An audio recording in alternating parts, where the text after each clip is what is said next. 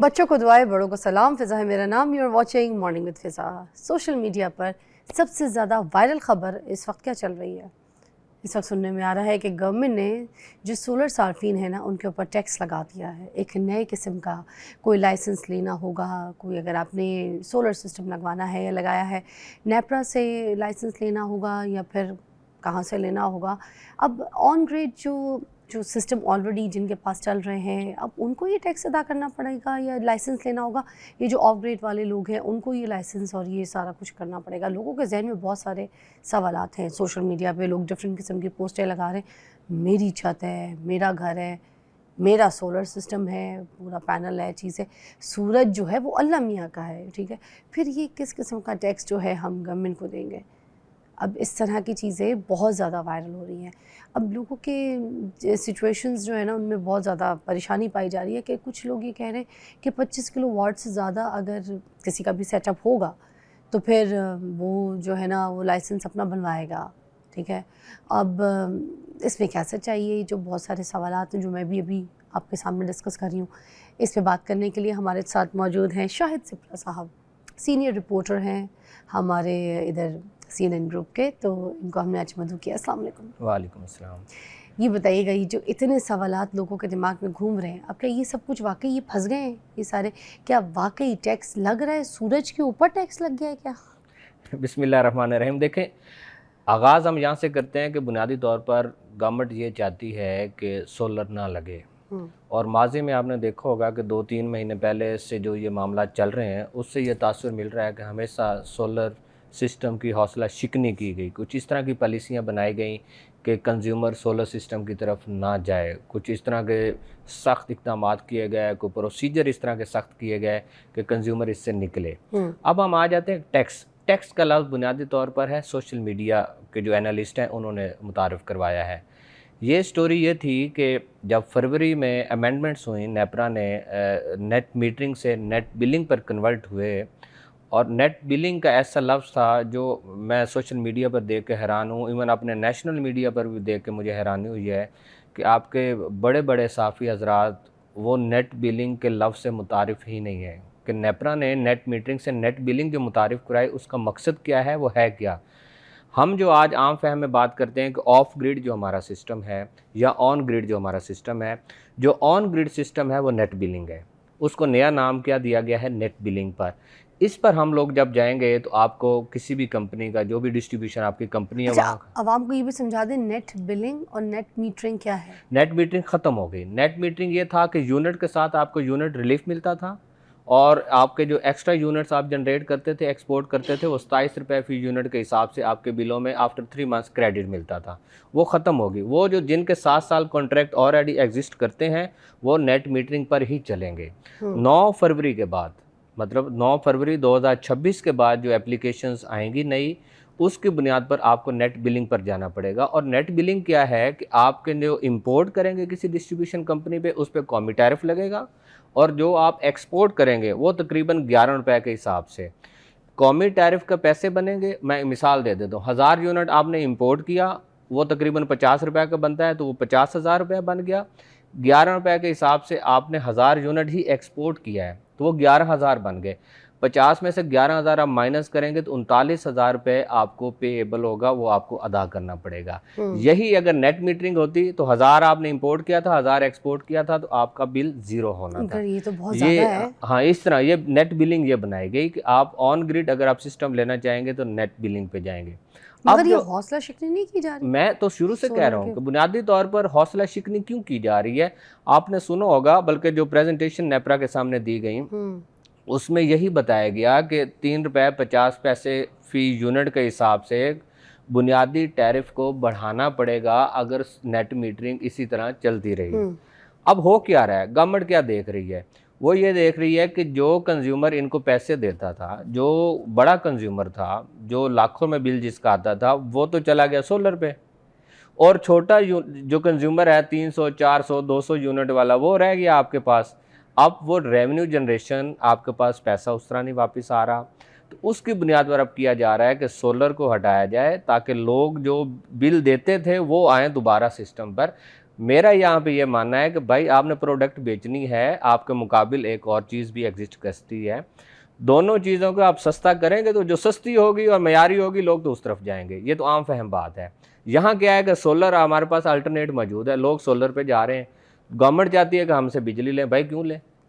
ये इतना सा मसला है, इस पे अब डेडलॉक है गवर्नमेंट का और कंज्यूमर्स का, इसलिए इस तरह की पॉलिसी बनाई जा रही है। मगर सुने, थोड़े टाइम पहले की बात है कि गवर्नमेंट आपको बहुत ज़्यादा प्रमोट कर रही थी कि सोलर लगाएं, सोलर लें, सोलर इनकरेज कर रही थी।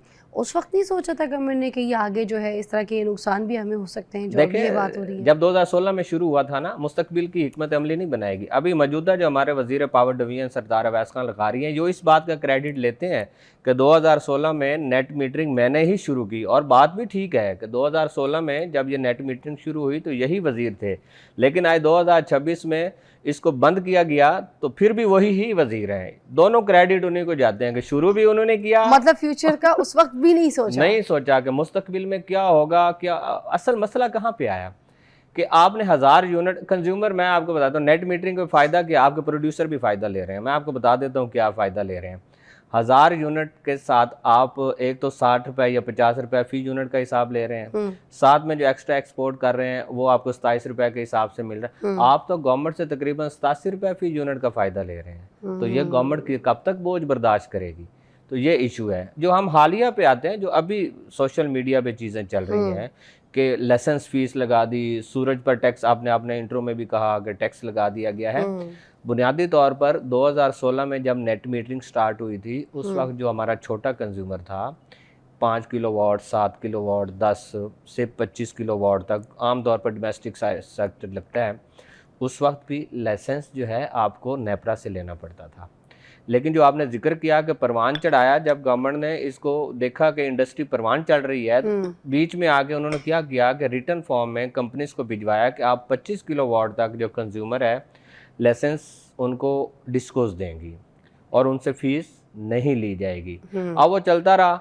अब जब आगे फरवरी में आपने अमेंडमेंट की दोबारा, अब क्या कह दिया कि 1 किलोवाट से लेकर 25 किलोवाट तक भी आपको लाइसेंस फीस देना होगी और 1000 रुपया फी किलोवाट के हिसाब से। ये 1000 फी किलोवाट फीस ऑलरेडी एग्जिस्ट करती है, मतलब 26-27 आप ऑनवर्ड जब भी लेंगे इतने किलोवाट पे तो आपको फीस अदा करना पड़ती है और लोग उसका पे ऑर्डर नेपरा को भिजवाते हैं। अच्छा, अब क्या होगा कि 1 किलोवाट से लेकर 26 किलोवाट तक भी जो अमेंडमेंट्स आई हैं उसके मुताबिक आपने 1000 रुपया फी किलोवाट, फॉर एग्जांपल मेरा 7 किलोवाट में सिस्टम लेना चाह रहा हूँ तो मुझे 7000 रुपया आपको नेपरा को फी अदा करना पड़ेगी लाइसेंस की। अच्छा। ये पहले नहीं होती थी, जब अभी अमेंडमेंट्स फरवरी में आई हैं 2026 में, उसके बाद ये की गई। अच्छा। इब्तदाई तौर पर देखें, जब ये खबरें आई कहा गया कि ये दुरुस्त नहीं खबर, किसी ने कहा कि सूरज पर टैक्स हो गया, किसी ने कहा कुछ हो गया।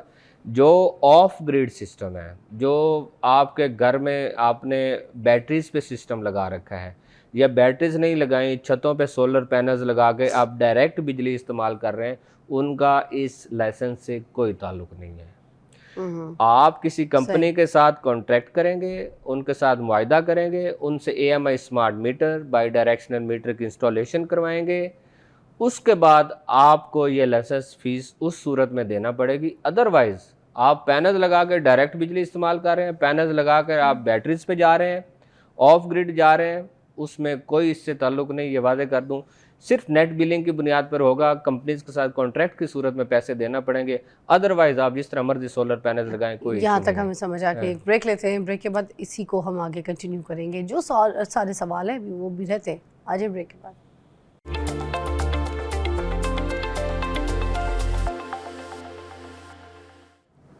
वेलकम बैक शहजाद, वो शायद सिप्रा साहब हमारे साथ मौजूद हैं। और अब जो है ना, हम ये भी देख रहे हैं कि जो बैटरीज़ है, जो लिथियम बैटरीज़ है वो आना शुरू हो गई। ठीक है, बहुत पावरफुल बैटरीज़ होती हैं, 5 किलोवाट, 16 किलोवाट की, आपको भी पता है, इससे भी ज़्यादा बल्कि आ रही है। अभी जो गवर्नमेंट पॉलिसीज़ बना रही हैं सिप्रा साहब के, ये लोगों को फोर्स नहीं कर रही कि अब वो बिल्कुल ही वापडा को छोड़ के जो है वो बैटरियों के ऊपर चले जाएँ?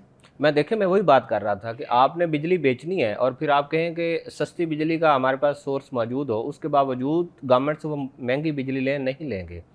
अब यही होगा कि आप नेट बिल मीटरिंग से बिलिंग पे आ गए।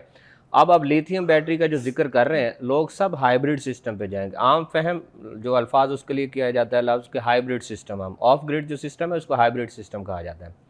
अच्छा। हाइब्रिड सिस्टम पे जब लोग जाएंगे तो वो बैटरीज का इस्तेमाल करेंगे। ठीक है। वो 5 किलोवाट की भी मौजूद है, 7 की भी है, 10 किलोवाट की भी है।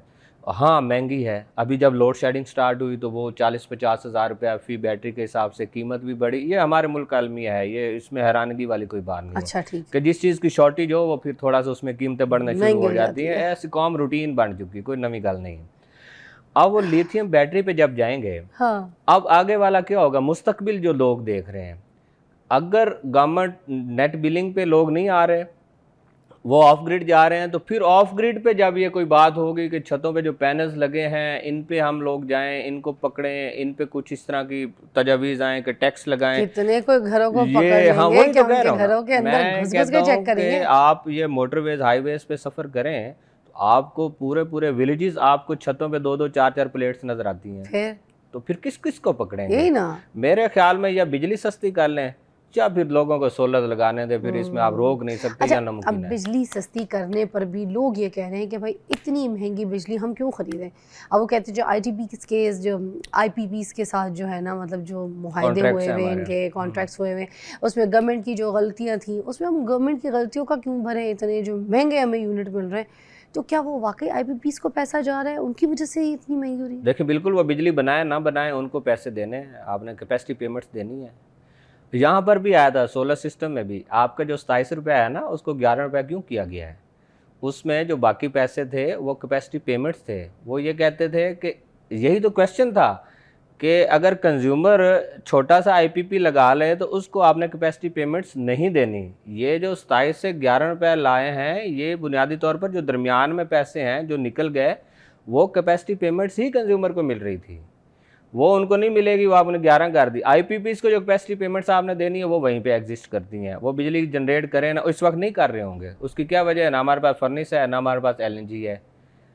और जब ये अभी जो हमारे क्राइसिस चल रहे हैं, मतलब वेले बैठ के पैसे वो कमा पैसे रहे हैं कमा और हम रहे दिए हैं, जा और रहे उसका हैं, बोझ किस पे आ तो रहा है? आवाम की जेबों से जा रहा है ये पैसा। मैं फिर वही देखें। आपके अभी बात थोड़ी देर पहले हम हाँ। बैठे थे आपके प्रोग्राम से पहले कि हाँ। आप बिजली का बिल जो है कागज़ का ऐसा टुकड़ा है कि आपने उसको सोर्स ऑफ इनकम बना लिया है, आपने सोर्स ऑफ रेवेन्यू जनरेशन बना लिया कि आपने उसी की बुनियाद पर रेवेन्यू जनरेट करना है, वहीं से IMF की बात होनी है, वहीं से सारे कुछ होना है। तो इस तरह तो फिर मुश्किल हो जाएगा ना। अच्छा, देखें ये जो लोग हैं ये कहते हैं कि जो बिजली का बिल है ये IMF का बिल है, इसमें कैसे चाहिए? देखें मतलब सही क्यों कहते कहते हैं हैं, ऐसा? सही कहते हैं। उसमें आप टैक्सेस देख लें, अभी जो फिक्स चार्जेस इन्होंने लगाए हैं हालिया जो इम्प्लीमेंट हुए हैं 1 महीना पहले, कि आप बिजली इस्तेमाल करें ना करें आपने फिक्स चार्जेस देने हैं। हाँ, तो क्या होगा आप, और वो कितने हैं वो जो चार्जेस पे वो करने हैं? आप जो आपका डोमेस्टिक छोटा कंज्यूमर है वो 675 रुपये कम अज़ कम दे रहा है, जिसका बिल ही 800 या 1100 आता था 100 यूनिट पे, आपने उसको 600-700 रुपये उससे इजाफी लेना शुरू कर दिया।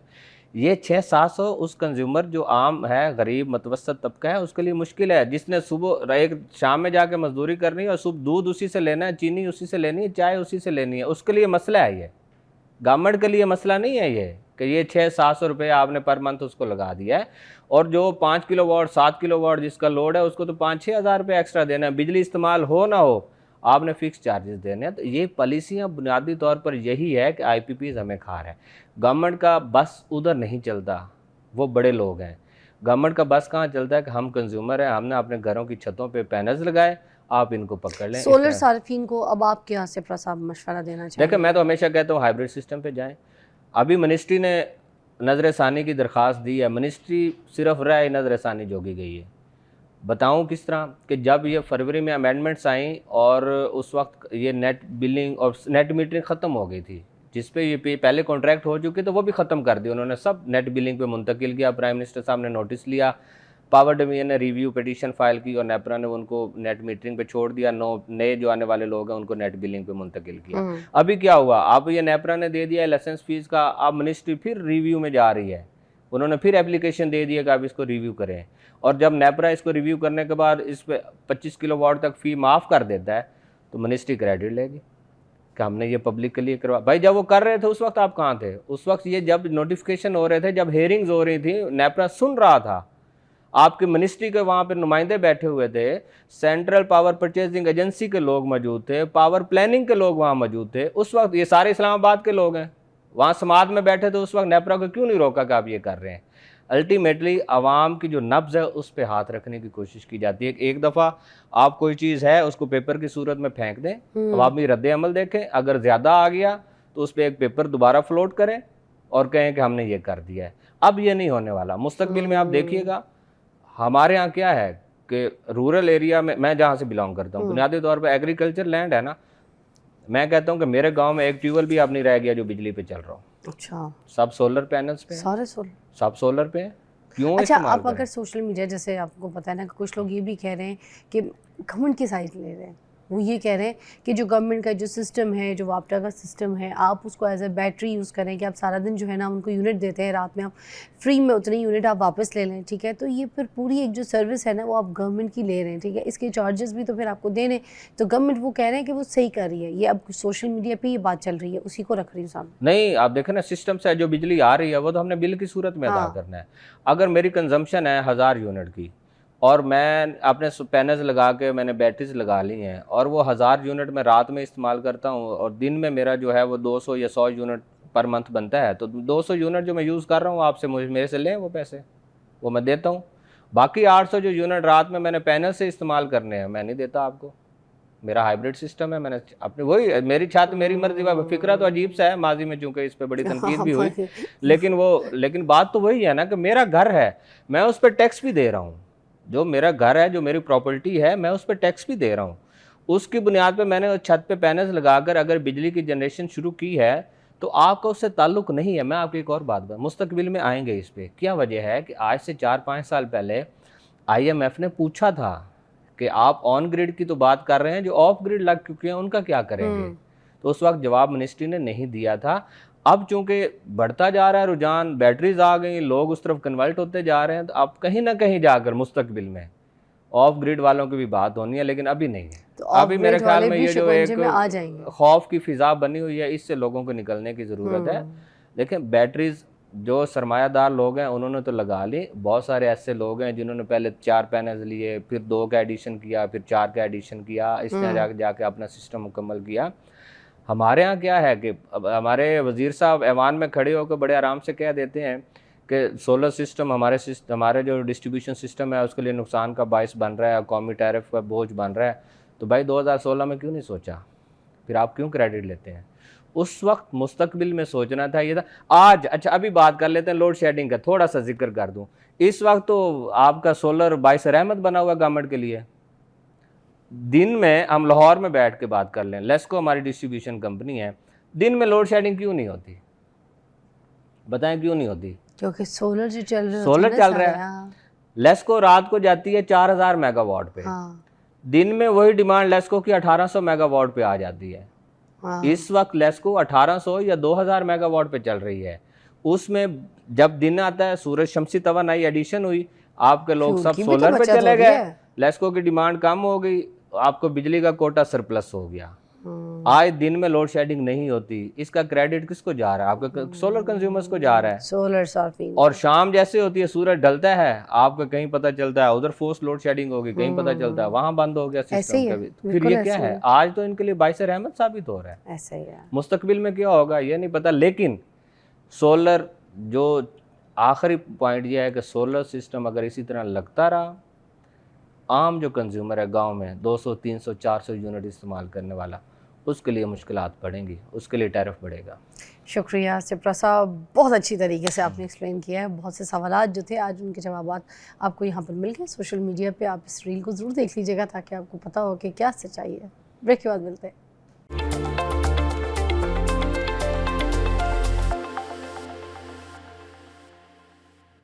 Welcome back, you watching morning with Fiza. एक बहुत अच्छा सेगमेंट है, इसको आप मिस ना कीजिएगा क्योंकि जिस तरीके का वेदर चल रहा है, गर्मियाँ हैं और स्वेटिंग तो इतनी ज़्यादा लोगों को, फिर आपको पता है लोड शेडिंग, और लड़कियों ने तैयार भी होना है, तैयार होकर जब जाती हैं तो मेकअप भी करती हैं, तो मेकअप में ना बड़ा इश्यूज़ चल रहे हैं क्योंकि स्वेट की वजह से ना फेस के ऊपर बारीक बारीक एक्नी शुरू हो जाती है। और मर्द हजरात अगर उनको देखें या फिर कॉलेज स्कूल की जो लड़कियां, बच्चियां या बच्चे जा रहे हैं पढ़ने के लिए, उनको सनबर्न का भी बड़ा इशू हो जाता है इस मौसम में। और फिर खुश्क सा, ड्राई सा मौसम, मतलब इस गर्मी में भी मतलब हाथ खुश्क हो जाएंगे फजूल के, स्किन बिल्कुल ड्राई हो जाएगी।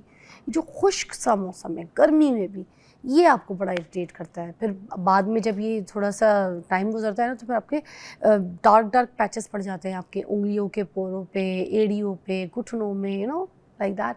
तो आज इन चीज़ों के प्रिकॉशंस के ऊपर बात करेंगे। मेरे पास मरियम मंजूर मौजूद हैं जो कि डर्मेटोलॉजिस्ट है, किसी तारुफ की मोहताज नहीं। मैं हमेशा से कहती हूँ उनके पास नॉलेज बहुत है, तो आज इनकी नॉलेज से हम फ़ायदा उठाएंगे। अस्सलाम वालेकुम। वालेकुम सलाम। कैसी हैं मरियम? मैं ठीक हूँ, आप कैसे हैं? You looking pretty Mariam, Thank you. Very pretty. अच्छा मरियम, ये जो गर्मियों का मौसम आता है, स्पेशली जैसे ये अभी चलता है मौसम, तो इसमें ड्राई खुश्क मौसम, जब ये वाला जो सीज़न चल रहा है जैसे अभी लाहौर में, तो इससे बड़ी स्किन इरिटेट रहती है। हम किस तरीके से हमारी स्किन को जो है ना प्रोटेक्ट रख सकते हैं? ये बहुत अहम टॉपिक है, बिकॉज आजकल बहुत सारे पेशेंट्स भी ऐसे ही आ रहे हैं। अब इसमें क्या होता है कि इसमें जो ये हॉट एयर होती है या हॉट वेदर है, उसकी वजह से क्या होता है कि जो ड्राई स्किन है वो भी इरिटेट हो जाती है, और जो ऑयली स्किन है वो भी इरिटेट हो जाती है।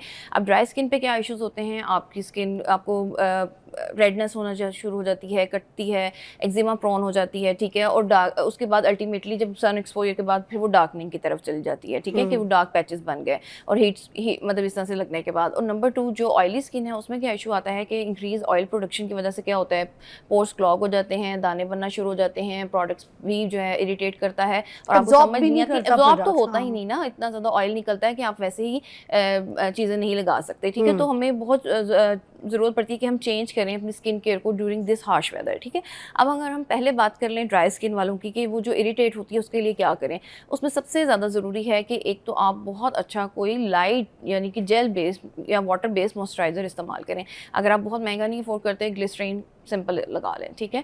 इस मौसम में भी हाँ बिल्कुल, ग्लिसरीन इससे सस्ता मॉइस्चराइजर, सिंपल ग्लिसरीन लगा के, और ऊपर आपने जो है या फिर एलोवेरा जेल, 2 चीज़ें आप लगा सकते हैं इन बजट फ्रेंडली, ठीक है। एक है एलोवेरा जेल, से और स्वेट तो नहीं होगा? नहीं होगा, ठीक है। एलोवेरा जेल, देखो स्वेट तो फिर भी होना है ना, स्वेट तो आप जिस तरह कभी करोगे स्वेट तो होना है, लेकिन आपने कुछ प्रोटेक्शन भी तो उसको देनी है ना, ताकि स्वेट इरिटेट ना करे, क्योंकि स्वेट जो है वो फिर ड्राई स्किन को इरिटेट करता है, वो कटती फटती और इन्फ्लेमेशन और रेडनेस ज़्यादा हो जाती है फिर, ठीक है। सो हाँ ठीक है, तो उसमें ये होगा कि वो एक लेयर जब बनाता है, आपको एक बैरियर स्मूथ करता है, तो उसकी वजह से आपकी इरिटेशन कम हो जाती है, ठीक है। फिर क्या है कि उसके ऊपर आपने सन ब्लॉक जरूर लगाना है। सन ब्लॉक कैसा लगेगा, सन ब्लॉक आपने लगाना है जेल बेस्ड, ठीक है। कोशिश करें जितना लाइट वेट आपका सन ब्लॉक हो, जो कि एब्जॉर्ब हो जाए, बहुत ऑयल प्रोड्यूस ना करें, ऐसा सन ब्लॉक इस्तेमाल करें। अच्छा, ऑयल बेस्ड नहीं होना चाहिए? हाँ, ऑयल बेस्ड नहीं होना चाहिए, जेल बेस्ड होना चाहिए। आपके सारे ही प्रोडक्ट्स गर्मियों में वाटर बेस्ड हों या जेल बेस्ड हों, ठीक है। आप कोशिश करें, खास तौर पे ऑयली स्किन में आपने ज़रूर जेल बेस्ड या वाटर बेस्ड प्रोडक्ट इस्तेमाल करने हैं, वरना फिर तो वो बहुत ज़्यादा ऑयल पहले ही निकल रहा है। अब जो औरतें हम मेकअप कर रही हैं, कोई तैयार हो रही हैं, तो क्या उससे पहले भी फिर ये जो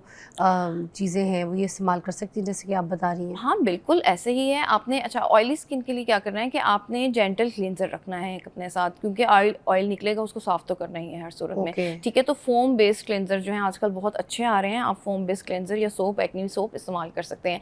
उसके बाद आपने क्या करना है कि कोई सा भी जो भी आपको जेल बेस्ड मॉइस्चराइज़र सूट करता है, आप इवन अगर ग्लिसरीन के यूज़ टू हो गए हैं तो आप वो भी यूज़ कर सकते हैं, ठीक है। तो आप उसे मुनासिब मिकदार में लगाइए, और उसके बाद आपने अपना कोई भी एंटीऑक्सीडेंट सीरम लगा लेना है, ठीक है। जैसे नाइसिनामाइड अगर आपको सूट कर रहा है तो वो ऑयल प्रोडक्शन को बहुत कंट्रोल करता है और ऑयल प्रोन स्किन को बेहतर कर देता है, ठीक है। और इसी तरह अगर आपको विटामिन सी सूट करता है या आप पहले से लगाने के आदी हैं तो आप वो भी लगा सकते हैं, लेकिन विटामिन सी लगाने की सूरत में आपको सन ब्लॉक आपका मस्ट हो जाएगा।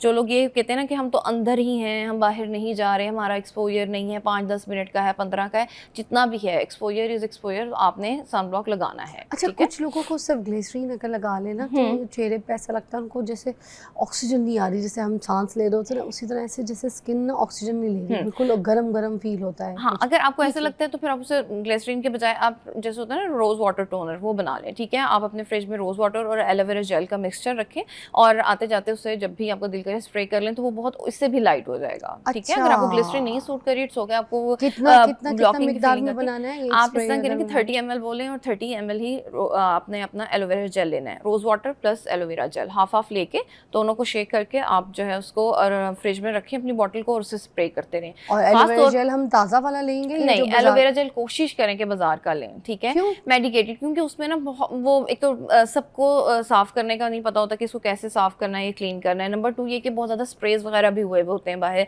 और बहुत सी पॉइजनस वैरायटी भी होती है, जिसकी वजह से अक्सर लोगों को एलोवेरा से भी रिएक्शन हो जाता है। सो आप एक दफ़ा कोशिश करके एक एलोवेरा जेल बहुत अब तो मुनासिब प्राइस में मिल जाता है, तो आप कोई सा भी एलोवेरा जेल ले लें और उसको आप जो है वो मिक्स कर लें। अच्छा, ऑर्गेनिक 100% हाँ, बस प्योर होना बिल्कुल चाहिए। ऐसे ही। ठीक है। और अगर हम लोग ये ग्लिसरीन का बनाते हैं तो ग्लिसरीन को भी फिर हम लोगों ने रोज वाटर के साथ मिक्स हाँ, करना है, उसकी क्या अच्छा मिकदार ग्लिसरीन होगी जो है ना स्प्रे के बिल्कुल लिए? आप 5 ml के करीब डालें, अगर 30 ml वो है तो 5 ml, यानी कि बहुत थोड़ी ये मिकदार, for the so that spray इससे फिर यूटिलिटी वो है ना, ब्लॉकिंग की फीलिंग नहीं आएगी आपको, जो स्प्रे होती है बॉटल ना के लिए? चिपकी। जी बिल्कुल, स्प्रे बॉटल के लिए। ओके, तो 30 ml नहीं कर रहे हम, हाँ, बिल्कुल आप कह रही हैं नहीं कि नहीं 30 ml वो दोनों तो होंगे। अगर आप ग्लिसरीन ऐड करना चाहते हैं फॉर ड्राई स्किन में, अगर ऑयली स्किन है तो फिर आप ये दोनों ही काफ़ी हैं, aloe vera okay, gel and I rice, got it, ये I got it. Rose water. ठीक है, मरियम हमारे साथ ही हैं, और भी बहुत से सवाल पूछने हैं, बहुत से तरीके पूछने हैं, किस तरीके से हम अपने आप को गर्मियों में प्रोटेक्ट कर सकते हैं, हमारी स्किन को बचा सकते हैं, पूछते हैं आके।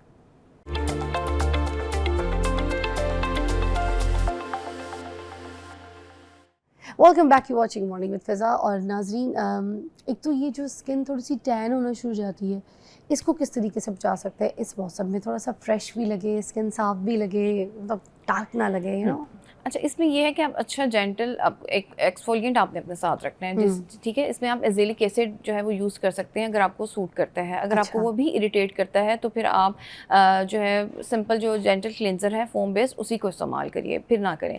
और एजेलिक एसिड को भी इस्तेमाल करने का तरीका यही है कि आप हफ्ते में 1 या 2 दफ़ा इस्तेमाल करें, ठीक है। ऑयल प्रोन स्किन है तो फिर आप 2 दफ़ा इस्तेमाल कर लीजिए, वीक में 1 दफ़ा, ठीक है। और अगर आप नॉर्मल स्किन है और बर्दाश्त कर लेते हैं तो आप फिर 2 दफ़ा, ऑयली स्किन है तो आप फिर 2 दफ़ा भी इस्तेमाल कर सकते हैं। ये रात के टाइम हाँ, पे ये या बिल्कुल दिन के आपने टाइम? ओवरनाइट लगाना है, और बिल्कुल पी साइज़ लेके लगाना होता है। एजेलिक एसिड बहुत सारी फॉर्म में से, अब तो सीरम फॉर्म में भी अवेलेबल है, तो आप इसको आराम से इस्तेमाल कर सकते हैं। इवन प्रेगनेंसी में भी आप सेफ होता है एजेलिक एसिड, तो आप थ्रू आउट द प्रेगनेंसी भी इसे यूज़ कर अच्छा, सकते और हैं। थोड़ा सा ग्लोइंग के लिए अगर विटामिन सी सीरम ऐड हाँ, करें तो बिल्कुल। इसके साथ ऐड कर सकते हैं या फिर अलग विटामिन से? सी और एजेलिक एसिड इतना अच्छा नहीं कॉम्बिनेशन में जाता है, नियासिनामाइड इसके साथ बहुत अच्छे कॉम्बिनेशन में जाता है, तो कोशिश करें कि नियासिनामाइड के साथ आप इसे पेयर करें। और अगर आप विटामिन सी ऐड करना चाहते हैं तो कोशिश करें कि फिर वो बाकी दिन जो होंगे ना, जैसे आज की रात लगाया अगर आपने एजेलिक एसिड, तो नेक्स्ट नाइट से आप विटामिन सी लगा सकते हैं। लेकिन डे में कोशिश करें कोई भी रिपेयर जो है ना स्मूथनिंग के लिए आप अपना अच्छा सा मॉइस्चराइज़र इस्तेमाल करें जो आपका बैरियर को जो है प्रोटेक्ट रखे। अच्छा, बहुत से लोग ना इस मौसम में बड़ा इरिटेट हो जाते हैं, जैसे कोई लोग डाई करा रहे हैं या कोई मेहंदी लगाते हैं या जो भी अपने बालों में किसी भी किस्म का कोई शैम्पू यूज़ करते हैं, तो इस टाइम पे ना क्योंकि ड्राई मौसम होता है कुछ, तो उनको लगता है हमारा डाई ख़राब हो गया, या हमने कहीं से अगर ट्रीटमेंट ली है या कोई मास्क लगवाया किसी सैलून में जाके तो उन्होंने घटिया प्रोडक्ट लगा दिया, जबकि उनको ये समझ नहीं आ रही होती कि जो है ना ये मौसम ही ऐसा है जिसमें बाल आपके अजीब से ड्राई, फ्रिजी से और फटे अकड़े हुए अकड़े जिसे से, कहते हैं, हाँ, अकड़े ऐसा हुए, लगेगा फूले कि हुए। जैसे आपने पता नहीं कोई जो सिंथेटिक धागे होते हैं ना प्लास्टिक के, वो पकड़ लिया हाथ में।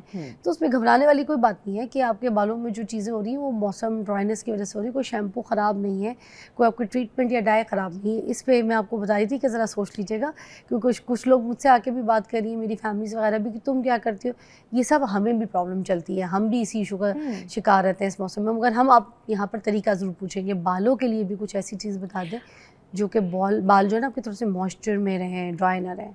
अच्छा, अब ये कि जो हेयर्स के लिए सीरम बहुत अच्छे आ रहे हैं, ठीक है, जो कि आपको शाइनिंग के लिए होते हैं या ग्लॉस के लिए होते हैं, ठीक है, आप वो इस्तेमाल कर सकते हैं लोअर एंड्स पे। आपने ज़रूर उसको इस्तेमाल करें, हीटिंग टूल्स का इस्तेमाल कम करें, कोशिश करें बहुत इस मौसम में? इस मौसम में बिल्कुल हीटिंग टूल जितना कम हो सके इस्तेमाल करें। और कोई सा भी अच्छा ग्लॉसी जो है ना सीरम वो आप लगा सकते हैं, बहुत अच्छे अच्छे मार्केटेड अवेलेबल हैं जो कि आप वेट हेयर्स में भी लगा सकते हैं, कुछ ड्राई हेयर्स के भी अवेलेबल मेडिकेटेड पे हैं। जाना है हमने मेडिकेटेड मेडिकेटेड? ठीक है। और अगर आप वैसे घर में इस्तेमाल करना चाहते हैं तो सबसे बेस्ट मास्क है अंडा दही का मास्क, आप वो लगा सकते हैं।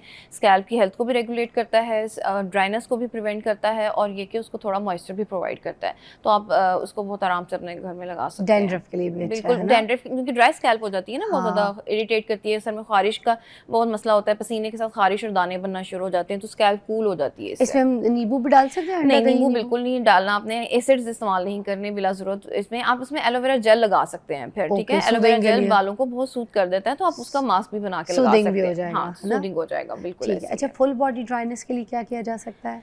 फुल बॉडी क्योंकि ड्राइनेस के लिए तो सबसे ज़रूरी है कि आपने हाइड्रेशन अपनी मेंटेन करनी है, ठीक है। नंबर 2, आप जब भी बाहर जाएं तो एक तो ये कि सन ब्लॉक आपने ज़रूर एक्सपोज पार्ट पे फेस पे लगाया हो। नंबर 2, आपने जो है वाइड ब्रिम्ड हैट अगर आप इस्तेमाल कर सकते हैं, या अम्ब्रेला, ये बहुत ज़्यादा आपको बचाती है कि आपकी स्वेटिंग कम हो, ठीक है। और नंबर 3, टैनिंग से भी बचाएगी, ठीक है। और इसके बाद क्या करना है कि एक तो ये कि जब आएँ ज़रूर शावर लें, ठीक है, और शावर लेने के बाद कोई सा भी मॉइस्चराइज़र आप इस्तेमाल कर सकते हैं, जो जिससे फिर क्या होता है कि बैरियर भी रिपेयर होता है स्किन भी सॉफ्ट हो जाती है और इरिटेशन भी कम होती है।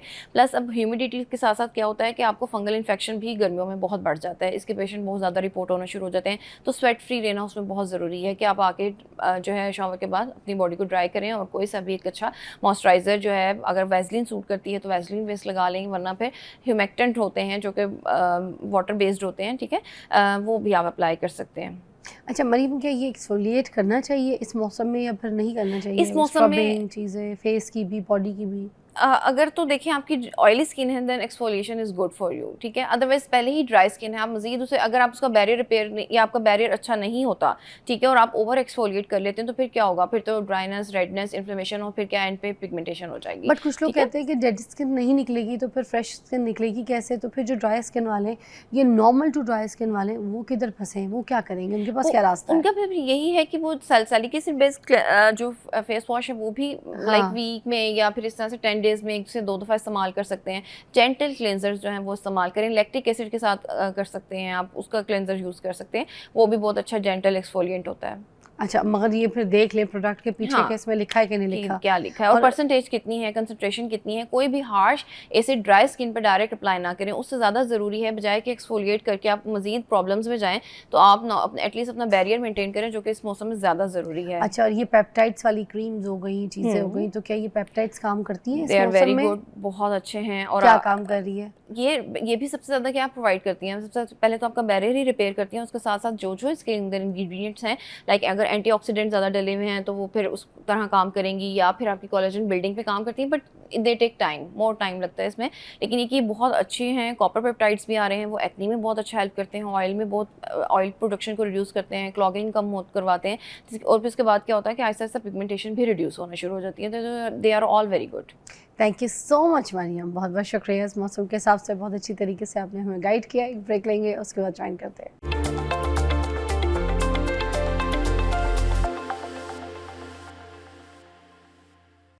Okay, welcome back, you watching morning with Fiza. Nazreen, अब हम बात करेंगे एडिक्शन के ऊपर, किसी चीज़ के आदी हो जाना। अब आदी हो जाना बेसिकली क्या चीज़ है?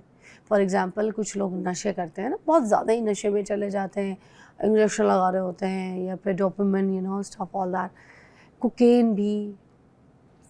अब वो लोग अगर वो नशा छोड़ दें ना, तो उनको फिज़िकली उसका इम्पैक्ट होना शुरू हो जाता है कि उनके लिए बड़े मुश्किलात जो है ना वो आना शुरू हो जाती है, उनकी बॉडी रिएक्ट करना शुरू कर देती है, रिएक्शंस होना शुरू हो जाते हैं। मगर कुछ ऐसी चीज़ें होती हैं जिसकी अगर कोई एडिक्ट हो जाए तो वो बहुत इजीली छोड़ सकते हैं। आपकी जो बॉडी है उसको कोई इतनी जल्दी जो है ना वो असर कोई नहीं पड़ता। फॉर एग्ज़ाम्पल, अब सिगरेट पीने वाला बंदा अगर सिगरेट पीना छोड़ दे तो उसकी बॉडी को कुछ भी नहीं होगा, बल्कि पॉजिटिव इम्पैक्ट ही आएंगे उसकी बॉडी के ऊपर। मगर उसके बावजूद वो बंदा जो है ना उसको बात को समझ नहीं पाता, क्योंकि देखिए चीज़ ये होती है कि जो नफसियाती तौर पे जो आप आदी हो जाते हैं ना किसी चीज़ के, चाहे सिगरेट के, कोई और शीशे के, वेप के, या कोई तंबाकू, छालियों की आप लगा लें, तंबाकू, किसी भी किस्म का, गुटखा, निस्वार, कोई भी चीज़ का अगर आपने कोई अपने आप को लत लगा ली है, तो उसके जो नफसियाती तौर पे अगर आप आदी हो गए तो फिर उसको छोड़ना बहुत मुश्किल हो जाता है इंसान के लिए। अब ये नफसियाती तौर पे जो आदत लग चुकी है, इसको किस तरीके से ख़त्म किया जा सकता है, आज इसके ऊपर हम बात करेंगे। ठीक है, रूबी अली हमारे साथ मौजूद हैं, माइंड साइंसेस एक्सपर्ट हैं, ठीक है, रिहैबिलिटेशन एक्सपर्ट भी हैं, इसलिए हमने उनको मधु किया है, इनसे बात करते हैं। अस्सलाम वालेकुम। वालेकुम अस्सलाम। कैसी है रूबी? अल्हम्दुलिल्लाह, अल्लाह का शुक्र है। गर्मियाँ स्टार्ट हो गई है। गर्मी तो अच्छा, ये भी अल्लाह का शुक्र अदा करना चाहिए। अभी देखिए हमारी अगर गर्मी ना आए तो इस वक्त गंदम की कटाई और ये सब चीज़ें भी कुदरत के साथ साथ हैं। ऐसे ही है, बिल्कुल। अच्छा, अब ये जो गर्मी हो मौसम, चाहे सर्दी हो, सिगरेट की अगर मैं बात करूँ ना, तो ये आदत अगर किसी को लग गई है तो लग जाती है, इतनी बुरी तरीके से लग जाती है कि फिर और भी दूसरे कोई काम करते हैं उसकी आदत नहीं लगती। मगर सिगरेट की आदत अगर किसी को लग गई तो ऐसी लगेगी जिससे कोई फ़ायदा भी नहीं हो रहा, मगर वो एडिक्शन क्यों? तभी जैसे हम बात कर रहे हैं ड्रग्स पे और रिहैबिलिटेशन और ये सारी चीज़ें, असल में बेसिकली एक वर्ड है डोपामिन, आपने अक्सर सुना होगा। डोपामिन बेसिकली है क्या? आप कहीं इसको कह लें कि न्यूरोट्रांसमीटर, आम सादे लफ्ज़ों में इसको हार्मोन भी कहा जाता है। एक ऐसा केमिकल जो आपके ब्रेन तक जो है वो उसको पैगाम रसानी करता है। ठीक है, अब डोपामिन का हमारे काम क्या है हमारी बॉडी में? खुशी का एहसास दिलाना, किसी कह लें कोई हैप्पीनेस का, किसी आपको आपकी बॉडी में या आपकी मूवमेंट में भी किरदार अदा करता है। सेकेंडली आप में किसी चीज़ का वो कहते हैं ना मोटिवेशनल या मोटिवेशन, तो ये वो उस चीज़ को जो है उसकी हैप्पीनेस की हाई को जो है वो ब्रेन तक पहुंचाता है। ठीक है, अब आम ज़ुबान में अगर हम लोग बात कर रहे हैं किस तरह से ये काम करता है, लाइक आपने कोई सोशल मीडिया हम यूज़ कर रहे हैं, उस वक्त ये हाइप में होता है। हम कोई अपनी पसंदीदा काम कर रहे हैं या कुछ भी आप कर रहे हैं, से आप अपने रूम को साफ कर रहे हैं, हैप्पीनेस एक आपको कोई चीज़ है वो खुशी का एहसास दिलाता है। अब ये चीज़ें जिस तरह भी आपने बात की एडिक्शन कब होती है? एडिक्शन इसकी चीज़ की तब होती है जब हमारी बॉडी में, जिस तरह हम ड्रग्स से बात करें, तो कोई भी जो स्टार्ट में ये चीज़ को यूज़ करना शुरू करते हैं ड्रग्स में, वो इनकी मिकदार को बहुत ज़्यादा बढ़ा देते हैं। उस हैप्पीनेस को, उस वो कह लें सुकून को, या एक वो जो आपके हैप्पी हार्मोन्स जाग जाते हैं जी, उनकी क्वांटिटी ज़्यादा होना शुरू हो जाती है। अच्छा, सेल्स एक तो एक्टिव हो नॉर्मली है ना, जाते एक नॉर्मली आपकी बॉडी में आपने किसी चीज़ को, जैसे भी हम बात करें, आप अपनी पसंद का कोई काम कर रहे होते हैं तो आपकी खुशी का वो जो है वो ज़्यादा उसमें बढ़ना शुरू हो जाते हैं। आप कोई भी काम करें, अब जब ड्रग्स में ये लोग यूज़ कर रहे होते हैं, ड्रग्स यूज़ कर रहे हैं, तो इनका डोपामिन जो है वो आम तादाद से ज़्यादा होना शुरू हो जाता है। अब वो जब एक तादाद ज़्यादा हो जाती है, वो कह लें कि उस चीज़ को वो बॉडी में केमिकल हाइप में चला जा रहा है, आप उस चीज़ को ज़्यादा इन्जॉयमेंट में ले जाना शुरू कर देते हैं। अब आहिस्ता आहिस्ता क्या होता है कि आप उसके एडिक्ट होते जाते हैं। अब जब नॉर्मली आपकी बॉडी ने एक चीज़ आपकी, कितना टाइम लगता है किसी चीज़ के साथ एडिक्ट होने के लिए? मतलब अगर कोई सिगरेट स्टार्ट अच्छा, करता है, ये तो अगर किसी हम बात दोस्त ने करें किसी ना, दोस्त को शुरू करा दिया, कितने पफ के बाद जो है उसको एडिक्शन हो जाएगी, या आप फिर जैसे कितनी बार सिगरेट पीने से? आज अब बात करें हम सिगरेट की, ये तो खैर कह लेना कि सबको ही पता है कि ये तंबाकू नोशी कितनी हेल्थ के लिए नुकसानदेह, लंग्स सेहत के लिए, मुज़र है। आपकी याददाश्त के लिए, आपके ब्रेन के लिए, सब चीज़ें कितनी नुकसानदेह। लेकिन आजकल ये जो ई सिगरेट एक स्टार्ट हुआ है ना, वेप जिसको हम सादे लफ्ज़ों में कहते हैं, ये मैं आपके प्लेटफॉर्म से ज़रूर बताना चाहूँगी। कई लोगों के ज़हन में होता है कि उनमें भी इतने खूबसूरत उन्होंने मज़ेदार मिंट डाले होते हैं कि उनको लग रहा होता है इसका तो नुकसान नहीं है, वो अपने माइंड को एक को दे रहे होते हैं, अदरवाइज़ उसका आम सिगरेट से बहुत ज़्यादा नुकसान। आम सिगरेट की तो है ही है ना, ये सब चीज़ें आपके लंग्स को, आप देखिए एक चीज़ आपके पास खूबसूरत सी यहाँ पे रखी और वो आहिस्ता आहिस्ता धुएँ से गलना शुरू हो जाए, वो आहिस्ता आहिस्ता उन चीज़ों से बर्बाद होना शुरू हो जाए, तो वो आपको तो नहीं ना पता, अंदर बॉडी को तो पता है ना उसके ऑर्गन्स के साथ क्या हो रहा है। तो इसी तरह डोपामाइन की जब हमने बात की, जब ड्रग्स जो यूज़ कर रहे होते हैं उनका जो है वो मिकदार उसमें ज़्यादा होना शुरू हो जाती है, बॉडी में उसका बनना ज़्यादा जो है वो वक्ती स्टार्ट हो जाता है। अब एक बॉडी ने अगर नॉर्मली 40 to 50% कह लें कि नॉर्मल उसका डोपामाइन जो है वो बॉडी में वो ब्रेन को केमिकल जा रहा है, वो हैप्पीनेस में, लाइक आप ये सोशल मीडिया यूज़ करें, कुछ भी करें, अब उसकी तादाद, एक गाड़ी अगर नॉर्मली 50 पे है और एकदम स्पीड पे आप उसको 110 पे कर दें, इफेक्ट करेगी ना गाड़ी का। ऐसे ही आपकी बॉडी पे भी है। अब जब आप एडिक्ट होना शुरू, वो पेशेंट्स हो जाते हैं, जब उनको वो चीज़ फिर उस मिकदार में, वो हैप्पीनेस, वो प्लेयर वो नहीं मिलता, फिर वो उसको एडिक्ट होते जाते हैं, उन चीज़ों में इन्वॉल्व होते जाते हैं, जो अमूमन हमारे इस चीज़ को सर्वे करने में। और किस एज में ज़्यादा बच्चा एडिक्ट होता है? जैसे यंगस्टर्स में अगर मैं बात करूँ तो ये जो कॉलेज के लड़के हैं, जो देखने में आया है और जो मुख्तलिफ सर्वे किए जा रहे हैं, आप बिलीव करें कहीं यहाँ पर 7th-8th क्लास के बच्चे भी इसमें जो है वो दिखे हैं, उनका भी इसमें, और ये पूरा एक इसको कह लें कि ये माफिया बना हुआ है। ये स्टार्ट में आपको क्या लगता है कि कोई भी ये ऐसे ही बच्चे जाके बाज़ार में चीज़ ली और शुरू हो जाते हैं? ये पूरा एक माफिया है जो पूरी एक कह लें कि तरबियत की जा रही है इन चीज़ों की। कोई ना कोई एक काली भेड़ें हमारे मुआशरे में, हमारी कह लें इन चीज़ों में ऐसी फैलाई जाती हैं, जो आहिस्ता आहिस्ता अपने साथ साथ, स्टार्ट में ये चीज़ प्लेयर से होती है, स्टार्ट में बच्चों में ये चीज़ कह लें कि एक हैप्पीनेस में, एक एडवेंचर में, एक फ़न में स्टार्ट करते हैं और आहिस्ता आहिस्ता फिर वो एडिक्ट होना शुरू हो जाते हैं। अच्छा, ये लड़कियों में भी देखने को मिल रहा है। अब आजकल लड़कियां भी वेप बहुत पी रही हैं, बहुत ज़्यादा पी, बच्चियां छोटी छोटी, और पेरेंट्स को पता भी होता है। अच्छा, पेरेंट्स को देखें पता है, और वो जो है कोई लाइक हमारे यहाँ जो एक लफ्ज़ बोला जा रहा है स्टेटस सिंबल, एक उसको स्टेटस सिंबल बना लिया, लेकिन ये नहीं पता कि वो आहिस्ता आहिस्ता उस वो जो है ना कि आपका वो अंधा कुआं, उसकी तरफ आपने स्टार्ट ले ली। ये जो गर्ल्स नाइट होती है, बच्चियां आपस में जो है ना प्लान बना के एक साथ रहती हैं, पढ़ती हैं, और उसके बाद उधर हल्की आंच पे ये वेप की भी चीज़ें कोई एक आध बच्ची जो है ना वो लगवा आजकल जो देती है। ज़्यादा ये सीन भी चल आ रहा रही है ना मुआशरे में, सोसाइटी में चीज़ें देखने में आ रही हैं, वो आ ही इसी वजह से रही हैं कि पेरेंट्स ने, आपने प्राइवेसी के नाम पे अपने बच्चों को देखना छोड़ दिया। कंबाइंड स्टडी पे प्राइवेसी में। अब वो जब आहिस्ता आहिस्ता ये देखें, आपको बच्चे में आपकी उस गौर करें कि किस तरह उसकी जो है रोज़मर्रा रूटीन बदल रही है, उसकी हेल्थ कर रही है, या वो बहुत ज़्यादा खाना शुरू कर देगा या उसकी भूख बिल्कुल ख़त्म हो जाती है। कई दफ़ा वो इसमें ऐसी ड्रग्स में भी हैं कि बहुत ज़्यादा जब वो एडिक्ट होते हैं, कई लोग 2-2 4-4 दिन जागते रहते हैं मुसलसल, और कई फिर वो मुसलसल सोते रहते हैं। डिपेंड करता है मुख्तलिफ ड्रग्स के उसमें, जिस तरह वो किस तरह उनकी बॉडी पे रिएक्ट कर रहा है। अब जब बच्चों को, पेरेंट्स को ये नज़र नहीं आ रहा होता है, इसकी अलामात को ज़रूर देखें। आपकी बच्चों की हेल्थ गिरना शुरू हो जाती है, उनके रंगत में वाज़ह फ़र्क आना शुरू हो जाता है, बच्चा ख़ुद को ज़्यादा आइसोलेट करना शुरू कर देता है। अच्छा, आइसोलेशन ये सोशल कॉन्टेक्ट आपसे ख़त्म करेगा। उसकी कोशिश होगी कि आप जो है ना वो आपसे बचे, क्योंकि जब चोर कोई चोरी कर रहा होता है उसको पता तो होता है ना, तो वो फिर खुद ब खुद उस चीज़ों से बचना और वो दूर होना शुरू हो जाते हैं। अब आपने जिस तरह बात की कि ये सोशलाइजेशन में, ये बच्चियों में भी ये चीज़ देखने में आ रही है। आपको बहुत सारे ऐसे ड्रग्स में जिसमें बच्चियाँ बॉय से ज़्यादा इन्वॉल्व हैं इस वक्त। अच्छा, रिहैब सेंटर्स में अगर जो देखने में आ रहा है, और हमारे यहाँ ये होता है कि अमूमन हम लोग खुदा ना खास्ता आपका बच्चा बच्ची इस चीज़ में इन्वॉल्व हो गया है, हमने मुआशरे में, हम बाकी बीमारियों की तरह तो इसको क्योर करवाते हैं, सब कुछ है, इसको हम सबसे पहले एक एज अ डिजीज़ ही कंसीडर कर रहे हैं। इसको एज अ डिज़ीज़ कंसीडर करें। खुदा ना खास्ता अगर आपका बच्चा बच्ची इस लत में मुब्तला हो गया, फ़ौरी तौर पर जिस तरह आप बाकी बीमारियों के क्योर के लिए आप हॉस्पिटल्स में, सेंटर्स में भागते हैं, फ़ौरी तौर पर इसका इलाज कराएं, चाहे वो बेटा हो चाहे वो बेटी हो।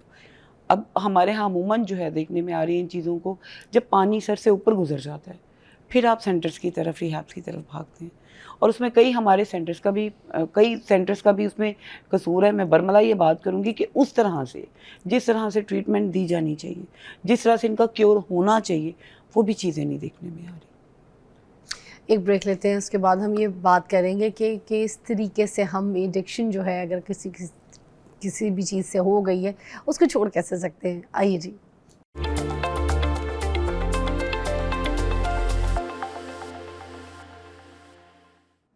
अच्छा, एडिक्शन के ऊपर बात कर रहे थे, नशे के ऊपर बात कर रहे थे, ये माशरे में इतनी ज़्यादा हो क्यों रही है, इसकी रीज़न्स क्या क्या है?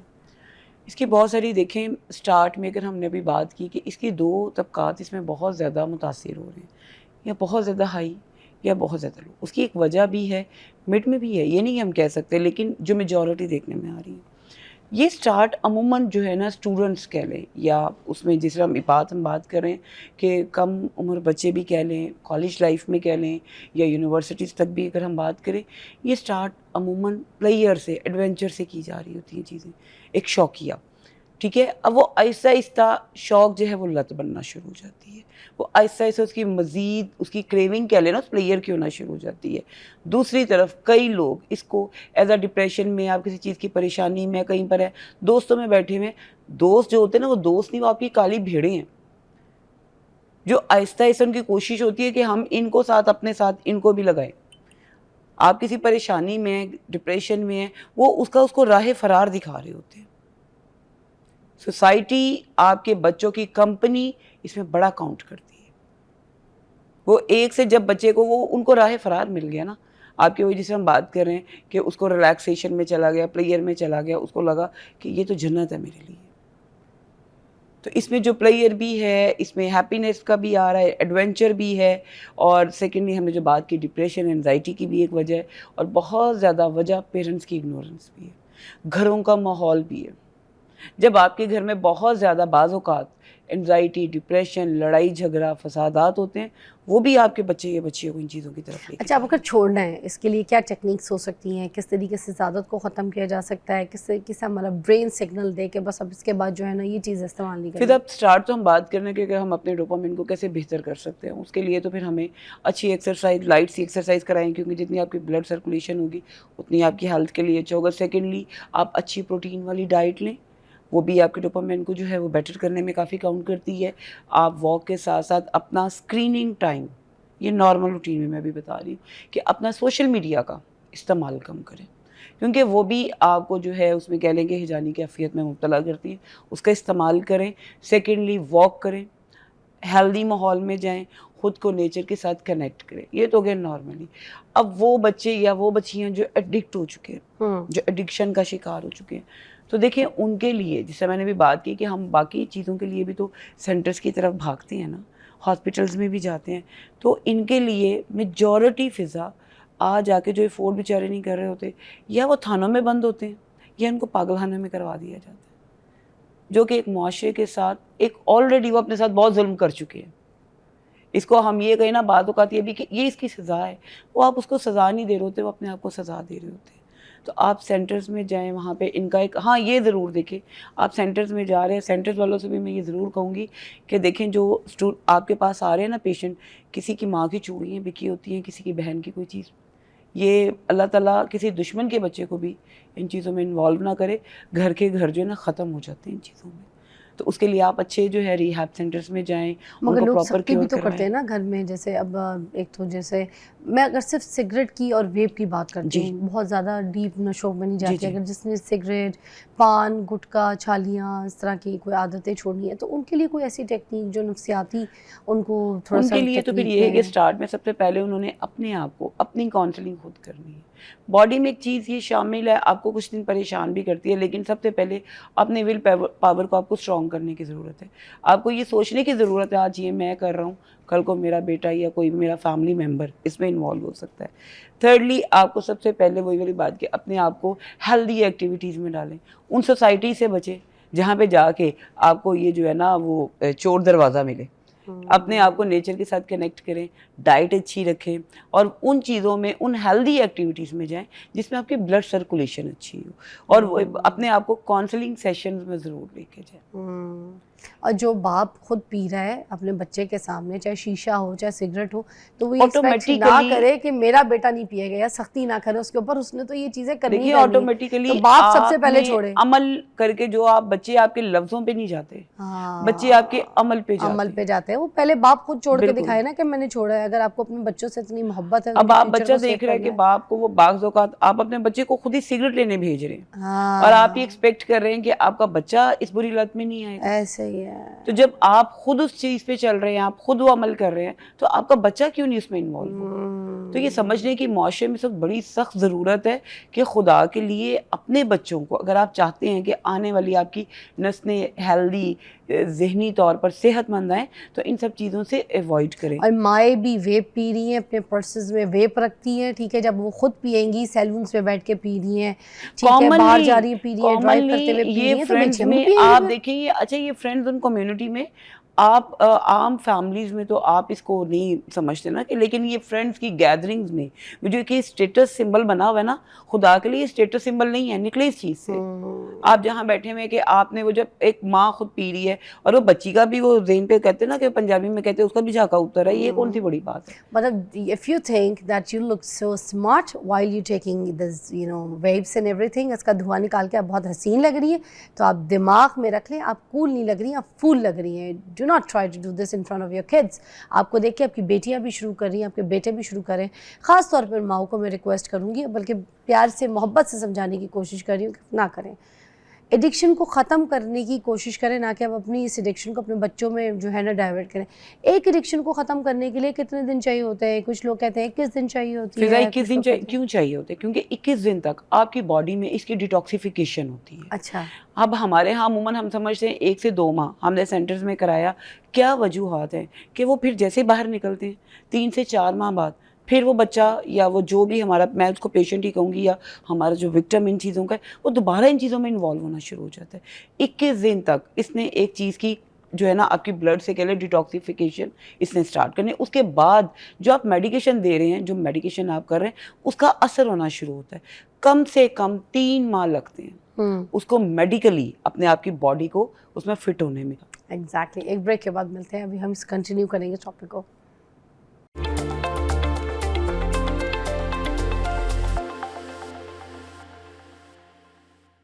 अच्छा, हमारे गवर्नमेंट जो लेवल है उस हिसाब से कोई ऐसे इदारे बनाए गए जहाँ पर ये चीज़ें छुड़वाने में? फिज़ा नो डाउट बहुत सी हमारी यहाँ पर ऐसी फोर्सेस बनी हुई हैं जिसमें बहुत ज़्यादा काम कर रही हैं, रिहैबिलिटेशन जी काफ़ी ज़्यादा काम कर रही हैं और अल्हम्दुलिल्लाह बहुत अच्छा कर रही हैं। आम बंदों को तो नहीं पता इन रिहैबिलिटेशन वगैरह के बारे में। कोई है कहाँ, लाहौर में किधर है? बहुत इतना अगर हम कहीं गवर्नमेंट लेवल पे उस हद तक नहीं है, लेकिन आई थिंक मैं आपके प्लेटफॉर्म से फिर भी बात करूँगी कि हमारी गवर्नमेंट को इस पे ज़रूर देखना चाहिए। जैसे आपने हॉस्पिटल्स में बाकी रिसर्च सेंटर्स बनाए हुए हैं, डायग्नोस्टिक बनाए हुए हैं, उनके क्योर के लिए बनाए हुए हैं, और बेहतरीन काम इस वक्त आप लोग मेडिकल पे कर रहे हैं।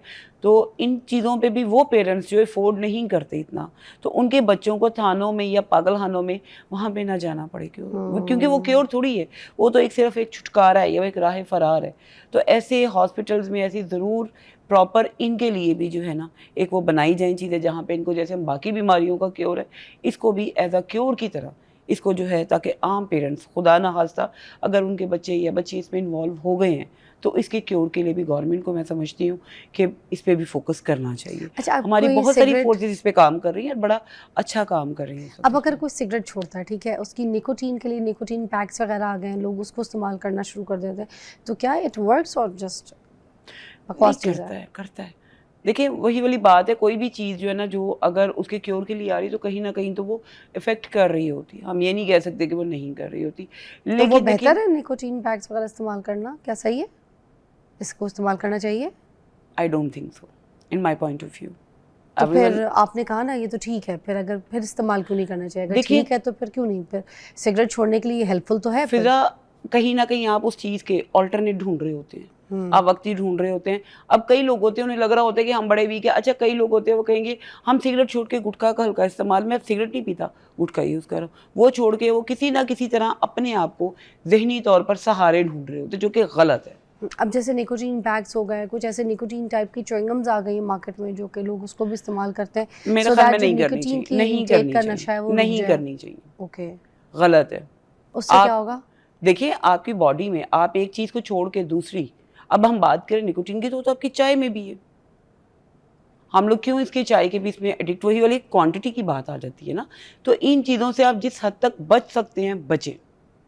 अगर आप चाह रहे हैं कि आपकी बॉडी में आप बिल्कुल अपने आप को क्योर और उस चीज़ों में करना चाह रहे हैं तो थोड़ा सी अपनी विल पावर को मजबूत करें। तो ये जो रिहैबिलिटेशंस होती हैं उधर अगर निकोटीन पैक्स और ये चीज़ें मेडिकेशंस के तौर पे नहीं दी जाती तो फिर पेशेंट को क्या दिया जाता है? क्या वहाँ पे नहीं इस्तेमाल करवाई जाती? हमारे बाकायदा वहाँ पे डॉक्टर्स, जैसे मैं मेंटल हेल्थ पे काम कर रही हूँ, हमारे बाकायदा डॉक्टर्स का ये पूरा उनकी medication proper according to medication पे क्या-क्या चीज़ें होती हैं? ये आपको जो है वो डॉक्टर्स जो है वो ज़्यादा उसमें मेडिसिन में बता सकते हैं, बिकॉज मेरा मेंटल हेल्थ का एज अ काउंसलिंग हम उनके साथ काम कर रहे हैं। लेकिन हमारे साथ जो सेंटर्स में प्रॉपर जो डॉक्टर्स काम कर रहे हैं, लाइक अगर आप किसी बात करें हम के खुदा ना सा कोई बीमारी है तो जैसे डॉक्टर को पता होता है कि मैंने ये कैंसर पेशेंट है, इसको ये मेडिकेशन स्टार्ट करानी है, ऐसे ड्रग्स जो हमारे रिहैबिलिटेशन सेंटर्स हैं उनमें बाकायदा डॉक्टर्स की ट्रेनिंग्स होती हैं जो इन चीज़ों को देख रहे होते हैं और उनको क्योर कर रहे होते हैं सेहत के हिसाब से कि किस हद तक डैमेज हो चुकी है। बिल्कुल, ये कोई आम नहीं कि कोई भी एक आम डॉक्टर या इसको, ये प्रॉपर उनकी ट्रेनिंग्स हैं, प्रॉपर उन्होंने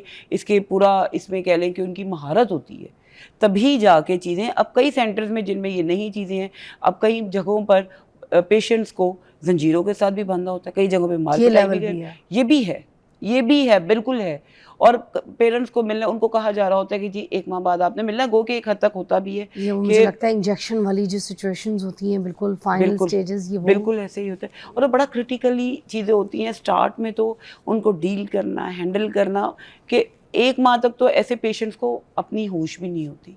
इन शॉर्ट अगर बात करें, अब कई सेंटर्स पे उनकी मेडिकेशन की बजाय कई जगहों पे उनको सिर्फ नींद का वो सुलाया जा रहा होता है, वो प्रॉपर डिटॉक्सिफिकेशन नहीं होती बॉडी की। नींद के सुलाने से क्या रहता है, मतलब उनकी सिचुएशन में क्या फर्क? देखिए आप उसमें क्यों फर्क नहीं, वो बच्चा है क्या बच्ची है, सेंसलेस है, वो एक पड़ा हुआ है, ठीक है, उसको नींद की वो दे दे, लेकिन उसकी बॉडी से वो चीज़ ख़त्म नहीं हो रही।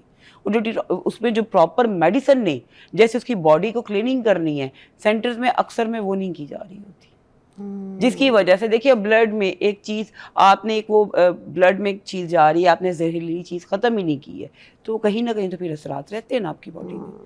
Thank you so much Ruby, बड़ा अच्छी तरीके से आपने एलैबोरेट किया। आई रिक्वेस्ट अगेन अपनी आदतों को ठीक करें ताकि आपकी आदतें आपके बच्चों में ना जाएं और माशरा जो है ज़रा सेफ़ रहे। जब हम खुद इन चीज़ों के एडिक्शन में पड़े रहेंगे तो हमारे बच्चे भी वही सब कुछ करेंगे। और जो बच्चे, जो यूथ हमें सुन रहे हैं, जो देख रहे हैं, उनके लिए प्लीज़ ये इंपॉर्टेंट मैसेज, आप पब्लिक सर्विस मैसेज समझ के सुन लें कि इन चीज़ों से वाकई दूर रहें। अगर आपके दोस्त करते हैं तो आप उनको समझाएँ, उनको गाइड करें, उनको रास्ता दिखाएँ, ना कि उनके साथ बैठ के गैदरिंग का हिस्सा बन जाए। आई रिक्वेस्ट एवरीवन, अपने आप को और अपनी सेहत को तरजीह दें। ब्रेक के बाद मिलता है।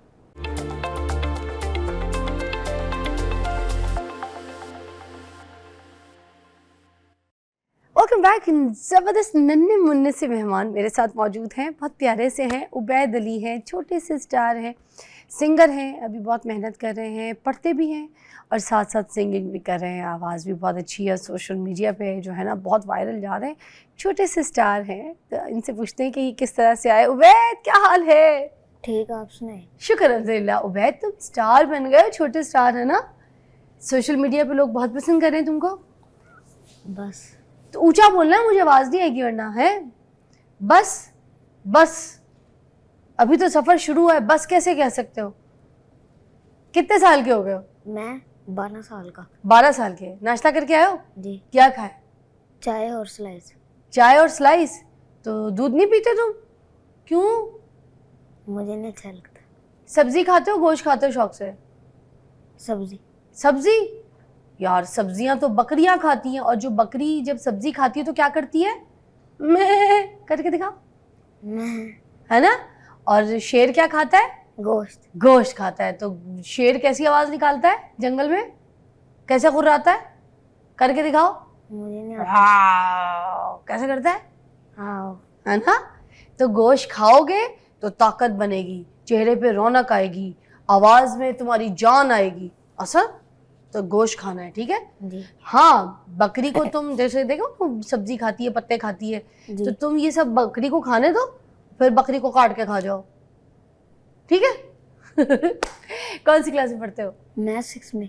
आहा, पढ़ाई भी साथ साथ और स्टारडम भी साथ साथ। सिंगिंग में कैसे आए तुम? आ गया बस। आ गए बस? कौन कैसे बस? कौन लेके आया? चाचू। चाचू? चाचू ने क्या कहा तुम्हें, तुम सिंगर बन सकते हो? पहले कैसे पता चला कि तुम सिंगिंग का शौक रखते हो? किसको बताया सबसे पहले तुमने? सबसे पहले मुझे ख्वाब आई ख्वाब आया? क्या ख्वाब आता था? कि मैं सबसे बड़ा स्टार बनूंगा और अपनी छत पे खड़ा होऊंगा। हाँ, छत पे खड़े होके गाना गाओगे? नहीं, छत पे खड़े होगे हाँ, तो फिर छत पे नीचे खड़े होके क्या करोगे? कबूतर फैन- उड़ाओगे, गाना गाओगे, पतंग उड़ाओगे? नीचे फैन होंगे, फिर हाथ ला के फिर घर चला जाऊंगा। कैसे नीचे फैन हो सकते हैं? छत पे पंखा होता है, फैन तो छत पे होता है। तुम कह रहे हो कि तुम छत पे होगे, फैन नीचे होंगे? नहीं नहीं, वहाँ पे मैं आऊँगा और यहाँ पे सारी ऑडियंस। अच्छा, स्टेज के ऊपर तुम होगे और नीचे ऑडियंस होगी, और तुम ऐसे ही समझो। आज तो हमें क्या सुना रहे हो? जो आप कहें। जो तुम कहो। तो बस जैसे जादली साहब को गाते हो, जी। हो जाए। जे इथों कदी रावी लंघ जावे, जे इथों कदी रावी लंघ जावे, हयाती पंज आबी बन जावे, मैं बेड़ियां हज़ार तोड़ना, मैं पानी विचों सा निचोड़ना, जे इथों कदी रावी लंघ जावे। हो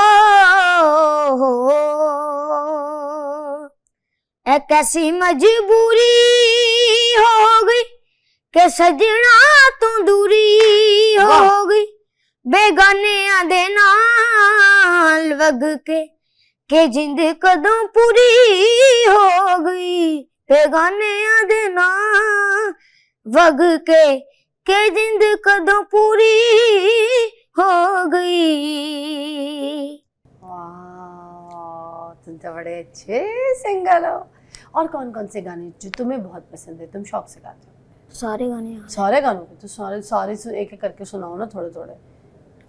वो हाँ जी। सुना दो, माई तेरी चुनरिया। अरे वाह, सुना। जीना जीना जीना रे उड़ा गुलाल, माई तेरी चुनरिया लहराई, जीना जीना रे उड़ा गुलाल, माई तेरी चुनरिया लहराई, रंग तेरी रीत का, रंग तेरी प्रीत का, रंग तेरी रीत का है लाई लाई लाई, रंग तेरी रीत का, रंग तेरी प्रीत का, माई तेरी चुनरिया लहराई, हो जब जब मुझ पे रे उठा सवार, माई तेरी चूनरिया लहराई, जग से हारा नहीं मैं, खुद से हारा हूँ माँ।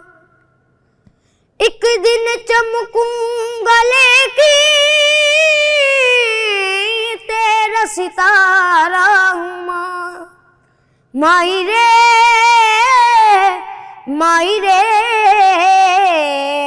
तेरे बिन मैं तो अधूरा रहा। माई रे